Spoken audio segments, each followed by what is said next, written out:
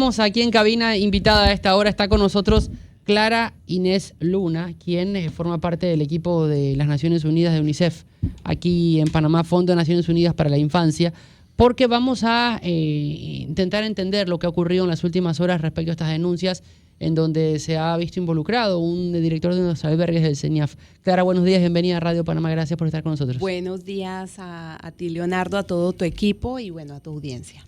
¿Qué está pasando?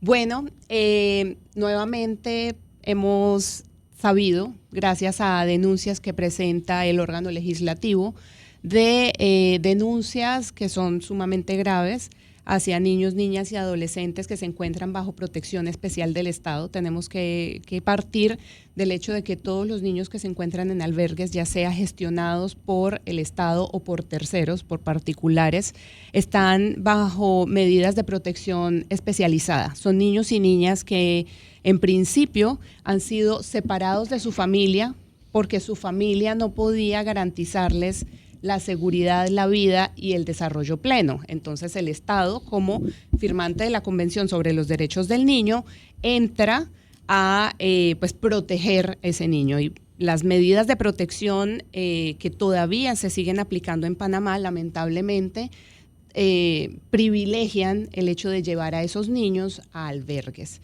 Y bueno, nosotros, UNICEF, desde hace muchos años y con base en la experiencia internacional, nosotros tenemos presencia en más de 190 países y territorios y este año estamos cumpliendo 80 años de haber sido creados, pues hemos podido ver que los albergues, estas instituciones en las que hay niños, niñas y adolescentes, no son los mejores entornos para su crecimiento y su desarrollo. Se supone que se llevan ahí para ser protegidos, pero realmente en ese entorno suceden con mucha regularidad, y no solamente aquí en Panamá, como les digo, sino en el mundo, una serie de situaciones que más bien tienden a revictimizar a esos niños y niñas y que los exponen a más negligencia, violencia, abusos y también a un derecho que muchas veces se nos olvida y que es absolutamente fundamental para el crecimiento sano de los niños y las niñas, que es el derecho a la familia. Antes de avanzar, y perdón que la interrumpa, vamos a ver y escuchar lo que dijo, usted habló de la Asamblea Nacional, fue la diputada la que se pronunció en torno al tema. Brenes. Alexandra Brenes, escuchemos y veamos lo que dijo la diputada sobre esta denuncia. Es de verdad una desgracia para cualquier niño o niña que caiga en un albergue del Estado.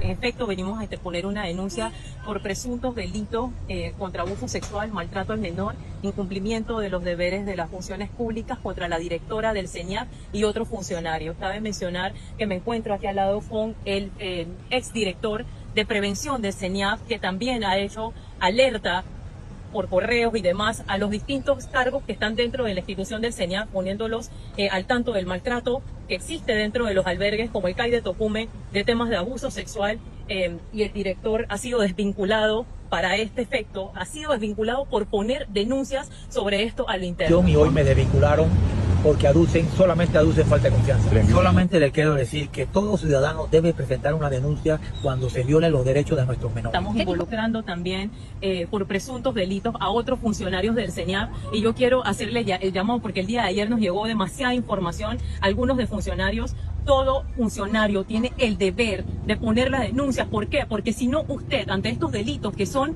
de verdad horrorizantes, porque lo son, horrorizantes, usted se convierte en cómplice directo de esto. No estamos protegiendo a nuestra niñez, ni siquiera con la Convención de Derechos del Niño que tenemos, y de verdad yo también creo que es importante una intervención de organismos internacionales, porque como sabemos, ya se han colocado denuncias desde 2021 con los temas de abusos sexuales, de maltrato al menor en el CENIAF, y la realidad que hoy tenemos no es distinta. Entonces, más allá de hablar del presupuesto, que es importante, y que así como tenemos para otras prioridades que este gobierno está en el radar de número 1, yo no sé dónde dejan a la niñez. La niñez son las futuras generaciones. Todos nosotros como adultos tenemos niños en nuestra familia, niños y niñas en nuestra familia. ¿Cómo es posible que ante casos como estos demos la espalda? Se premian a todas estas personas colocándolos en otros puestos, se toman personas de a dedo para funciones donde realmente no tienen una convicción de poder de verdad darle seguimiento a los casos que suceden y los venden dentro de sus comunicados, como si estos niños y niñas en verdad están siendo protegidos, están siendo totalmente desprotegidos. Y yo hago un llamado al gobierno central, por favor, tomen acciones sobre esto, y también al Ministerio Público, que le pueda dar seguimiento y celeridad, porque los niños y su vulneración de derechos no pueden esperar un día más. Palabras de la diputada Alexandra Brenes cuando concurrió a la sede del Ministerio Público de la Procuraduría General de la Nación a hacer esta denuncia en conjunto con el exdirector de Prevención del CENIAF. Así es. Y bueno, la diputada al final apunta a que es una responsabilidad compartida. Nosotros en UNICEF, y bueno, cuando el Estado firma la Convención sobre los Derechos del Niño, es la sociedad y el Estado en pleno los que se comprometen a la garantía de los derechos del niño. Y en este caso es sumamente importante que continúe el trabajo interinstitucional, porque a nivel del Ejecutivo hay una parte en la que el MEF es sumamente importante para proveer a la CENIAF de los recursos que realmente necesita para poder llevar adelante los servicios de protección infantil o la supervisión de los albergues que están tercerizados, pero también para poder desarrollar los programas alternativos. Así como les dije en mi primera intervención, que nosotros ya sabemos y tenemos harta evidencia de que los albergues no son buenos lugares para los niños y las niñas, me dirán, ok, ¿y cuál es la alternativa? Desde hace ya más de 40, 50 años en el mundo se vienen desarrollando los programas que están basados en familia y que pueden ser, número uno, ver cuál es la situación que tiene la familia de origen de ese niño o niña que en una primera instancia requirió de protección del Estado, para ver si se puede subsanar. Cosas como mejorar las técnicas de crianza de los padres para que no sean padres agresores de sus niños.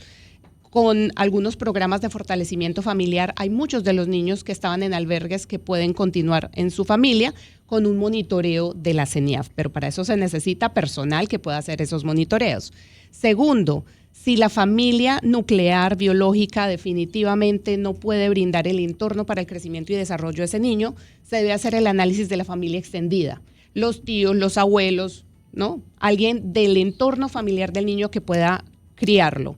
Si no hay la opción de esa familia extendida, entonces viene el programa de familias acogentes, que casualmente la semana pasada se presentó ya el tercer debate en la Asamblea, estamos esperando la sanción presidencial, y que es sumamente importante porque esa es realmente la alternativa para esos niños que hoy están en albergues, deberían cada uno de ellos estar en familias de acogida. Ese programa de familias de acogida ha venido tomando fuerza durante estos años desde 2021, donde era un programa que existía en papel pero que no se había implementado, y gracias al apoyo de UNICEF y de Casa Esperanza hemos podido ya hacer pilotos de cómo se involucran las familias y cuáles son los resultados que tienen los niños y niñas que pasan por ese proceso, que en todo caso debe ser temporal y que debe ser, como les dije, la última medida después de haber analizado la familia de base, la familia extendida, y entonces llegar a una familia de acogida. Pero los albergues definitivamente no deben ser la solución, y lo que estamos viendo ahora es precisamente una evidencia más de que no son lugares aptos para los niños y las niñas. Sí, en el gobierno anterior, en el gobierno de Cortizo, se denunció una situación similar, o prácticamente la misma situación. Un par de años después se reitera la denuncia. ¿Quiere decir que el Estado no ha hecho los correctivos necesarios? Mira, durante estos 5 años, UNICEF ha venido trabajando con diferentes instituciones, tanto del órgano judicial como del órgano ejecutivo, para poder cambiar el sistema de protección infantil. Aquí teníamos, o sea, es literalmente un cambio de paradigma. Y en Panamá, en cuanto a protección infantil y en cuanto a internalización de la Convención sobre los Derechos del Niño, todavía tenemos mucho por hacer. Todavía aquí hay personas que creen que los hijos son de su propiedad, ¿no? Y por eso pues hay muchas consignas en las cuales es difícil que el Estado intervenga en materia de protección infantil. Pero volviendo al tema de qué pasó en estos 5 años, teníamos una serie de funcionarios, teníamos un sistema que ante cualquier alerta de necesidad de protección de un niño, lo sacaba de la familia y lo metía en un albergue, que es lo que no debe pasar. Y de hecho, muchos de los niños y niñas que en el año 2021 se hizo un censo, más o menos había 1.100 niños en albergues, más de la mitad de esos niños estaban ahí por razones que la Convención sobre los Derechos del Niño determina que son, digamos, no legítimas. ¿Cuáles son esas condiciones, esas situaciones no legítimas para poner a un niño en un albergue?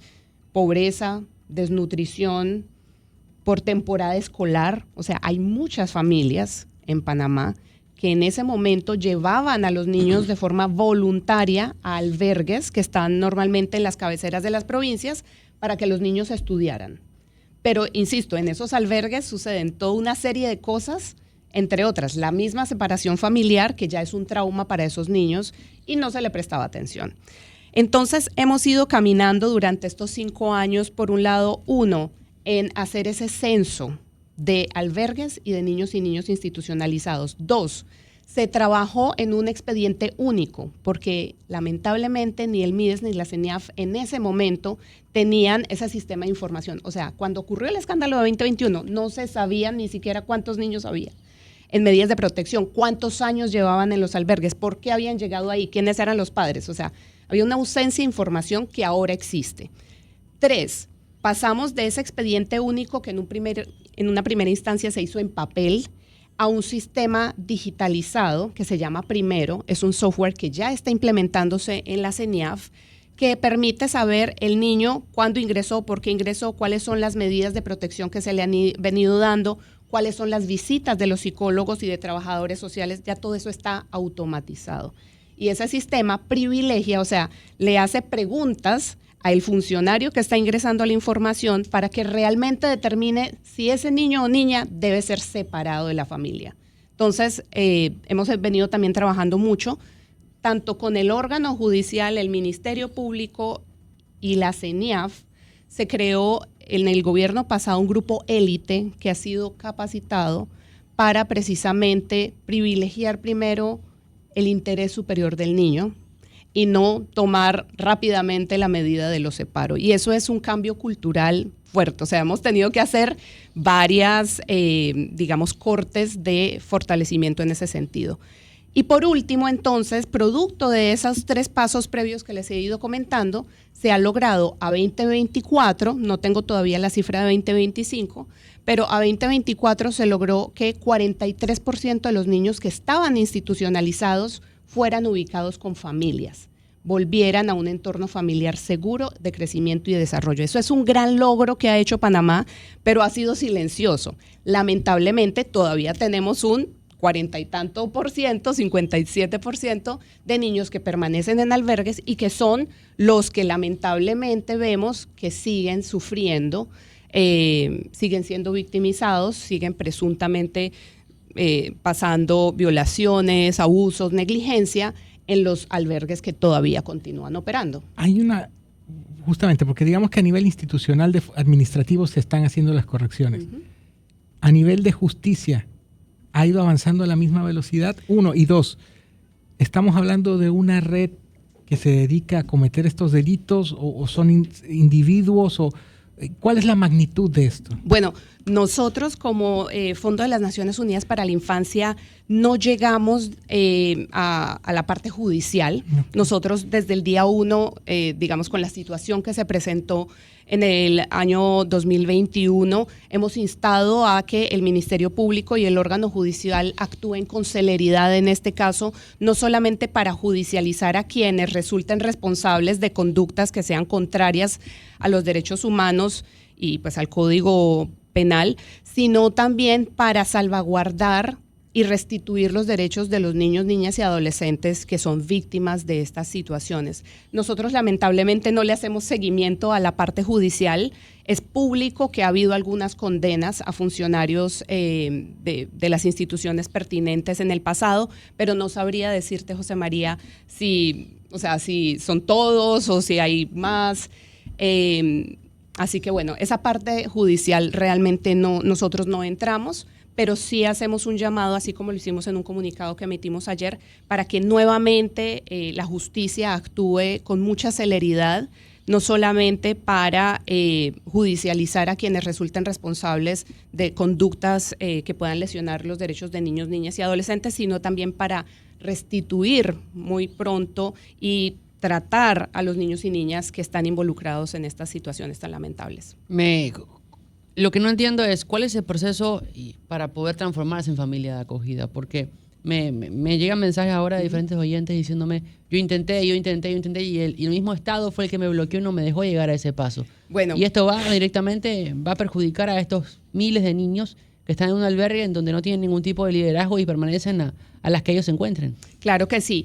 Precisamente el proyecto de ley que acaba de ser aprobado en tercer debate y que estamos esperando sanción presidencial busca flexibilizar y hacer mucho más, digamos, sencillo, pero aún así con unos estándares mínimos de calidad, el programa de familias acogentes. Ese programa existe desde hace muchos años, desde incluso antes de 2021 ya. Digamos que había normas que permitían y habilitaban las familias acogentes, pero tenían unos estándares muy difíciles. O sea, decirles que se pedía, por ejemplo, un perfil psicológico de cada uno de los miembros de la familia, había que hacer cursos de primeros auxilios certificados por la Cruz Roja Panameña, o sea, era bastante tedioso, ¿no?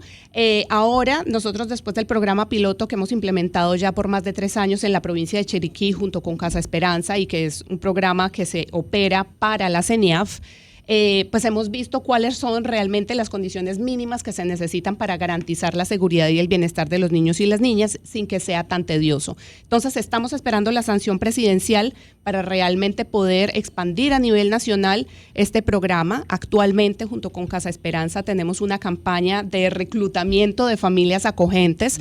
Los invitamos a todos y todos los que están interesados en que ingresen ya sea en la página de la CENIAF o en la página de Casa Esperanza, donde encuentran toda la documentación, pero sobre todo haber un acompañamiento a las familias para poder, digamos, completar el expediente y ser acreditados como familias acogentes. Me queda la duda en este momento, por un lado, ¿la adopción y las familias acogentes es ese mismo proceso? No. No. Y eso es súper importante, Leonardo, que se aclare. El programa de familias acogentes, como les digo, vendría a ser el tercer eslabón en el cual un niño que requiere protección de forma temporal llega. Pero esa protección debe ser temporal. Ese niño o niña que está en una familia acogente no está ahí para quedarse por el resto de la vida. Solamente cuando un juez determina que su familia de origen definitivamente no puede brindarle protección, es un niño que entra en un proceso de adoptabilidad. Eso es un juez quien determina que ese niño puede entonces ahora ser adoptado, y las familias acogentes podrían eventualmente entrar en un proceso de adopción, pero es un proceso completamente diferente. O sea, apenas el juez dice que ese niño o niña va a ser adoptado por la familia tal, entonces se hace el traspaso de ese niño.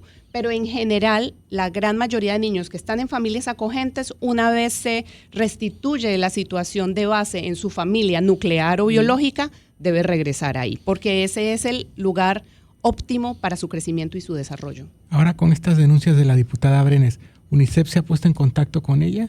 Bueno, nosotros hemos estado en contacto con la Asamblea Nacional y específicamente con la Comisión de la Familia desde que se instalaron en el 1 de julio del año 2024.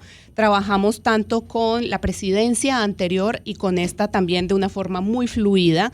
Y eso lo celebramos porque ha habido una gran apertura para recibir información de experiencias internacionales y de ver también las situaciones que ocurren en Panamá desde una mirada un poco más macro.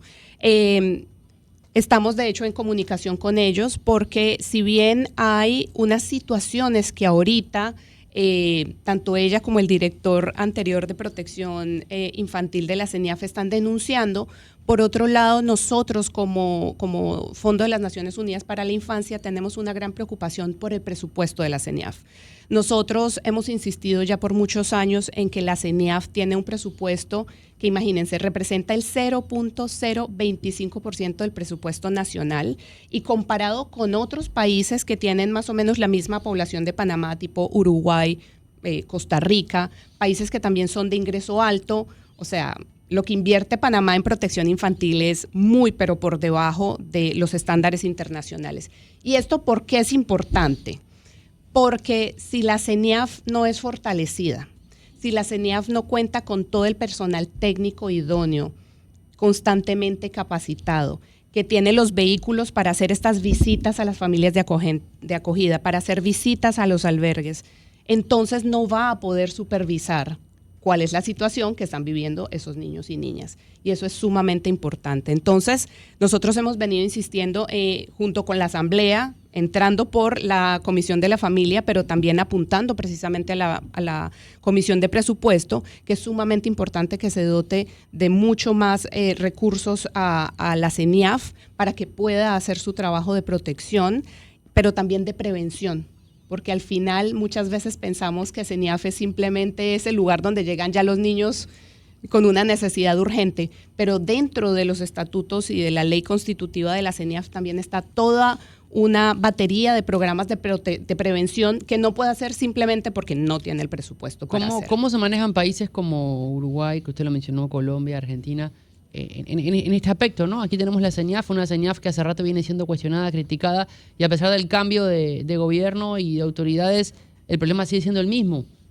¿Cuál es el paralelismo que se hace en Colombia, Uruguay, Argentina y otros Colombia nos lleva años luz y nosotros en general en UNICEF no comparamos, digamos, a Colombia con Panamá, pues por la magnitud del país, por el desarrollo institucional que tiene Colombia. Colombia tiene un Instituto Colombiano de Bienestar Familiar que es fuertísimo, tiene una presencia territorial enorme y bueno, mucho prestigio.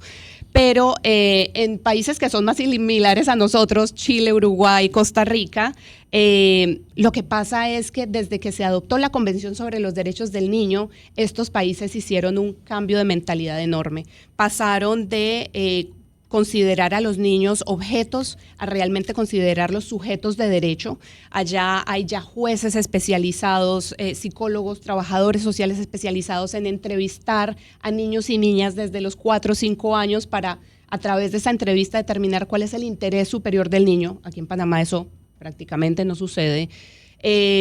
Hay unas medidas y unos programas de protección infantil que inician desde la primera infancia. Nosotros hemos también, como UNICEF, trabajado muy fuertemente con el Ministerio de Desarrollo Social para que se amplíen los servicios de primera infancia, porque es ahí donde podemos comenzar a trabajar, uno, con las familias en crianza positiva, en todo lo que es crecimiento y desarrollo del niño y la niña, pero también en la detección temprana de estas situaciones a través de trabajadores sociales que se unen a los servicios de primera infancia, y después en el sistema escolar eso continúa. Entonces, o sea, es pero tan diferente la situación en estos otros países que pues Panamá debe avanzar hacia allá. Por eso es que es tan importante también que Panamá implemente realmente la Ley 285 del año 2022, que es la que crea el sistema de garantías y de protección integral, porque esa es la red universal que nos va a permitir que todos los niños gocen de sus derechos y que solamente los que se nos van por los huequitos tengan que llegar